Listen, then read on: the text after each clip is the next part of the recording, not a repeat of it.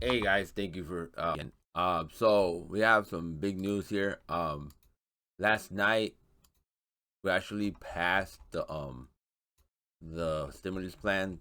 Focus on the eight with $1,000 checks. Focus moves Senate. So now it's gonna go to the Senate. Most likely it's gonna get approved. And it's gonna move on and become law. And then at the end of the day, we're gonna have our the checks. Basically the $1,400 check. So in other words, what does this package have besides the checks, right?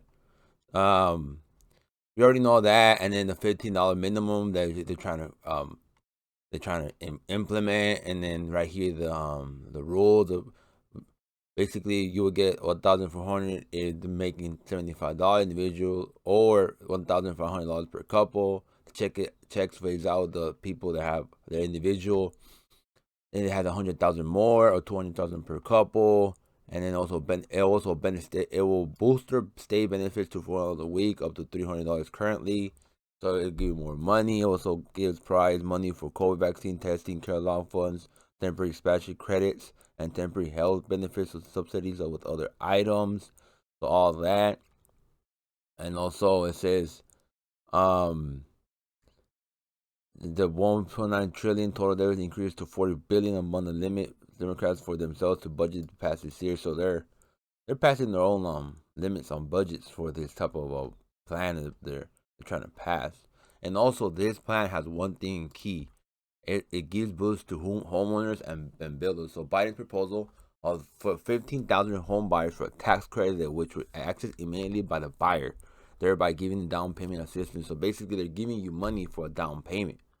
In other words, so the FHA could reduce its monthly insurance under the new law. So in other words, it will actually give money to first-time home buyers and push more up the market that is already building up. So then there's an F on the room mortgage rates which are now on the rise. So yeah, they're on the rise, but they're offsetting with the money they're giving you, right? So still a 3% rate on the mortgage. I know it's not the same thing as 2.85 or 2.5, right? But it's like you could say it's a point or half a point depending on the credit. It's for intimate purposes. Only this this is my opinion. This is me looking at it. Still good. It's still good compared, a while back, like 5, 4, I was high interest. So it's still within his range, and with this money they're giving in, the buyer will save money for renovations, for making the payment, so they have that money there, right? So and let's look into it. The home financing and home construction buyers are focused on affordability. There are some policies that could be pushed. $15,000 for home buyers, urging banks to give back to FHA lending, encouraging new construction, both single and multi housing, strengthening the community, and which is intended to help the low and moderate income areas. And also, number of home sales plummeted near 40 compared to December. According to Realtor, competition for what's on the market was fierce, and with typical home selling just 66% to 2 weeks. Looking forward, we could see new inventory lows in a couple of months as buyers remain really active, but surge of new COVID cases may slow, and sellers and the number of sellers enter the market. So, in other words, this $15,000 credit, it will be a lot helpful for home-time buyers. It will. It would. At the end of the day, it will help us understand that at the end of the day, this will help them save money and in return actually buy more homes, right? I know there's a low inventory, so that's why it has credit for home buyer builders to build more homes. They already are, right? But it incentivize them to keep on doing it. So this plan looks like it's going to pass by the Senate, and this is also how does this affect the stock market? For example, Redford, I'm right here. I'm negative $23,000 right here. I'm negative this month. So because of what happened this week, I lost money. See, I'm trying to be transparent with you guys and see this is real and this is what I do. I just don't talk it. I do it. So right now I have 1,300 shares. I trim a little bit, not a lot, because of a little bit of loss I took here. So what I did is I actually bought yesterday, and we were seeing here a bottom. See if we see it here. So it got oversold here on the RSI.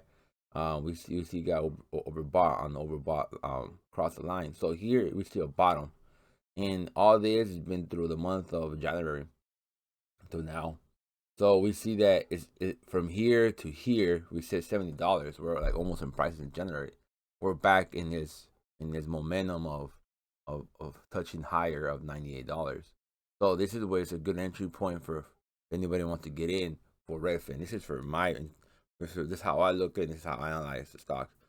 And at the end of the day, when we have all this information coming down the pipe with this $15,000, it will benefit the stock, because at the end of the day, more buyers will be more aggressive. It will push up more the prices, and at the end of the day, the only thing that I see a downturn in this is the inventory.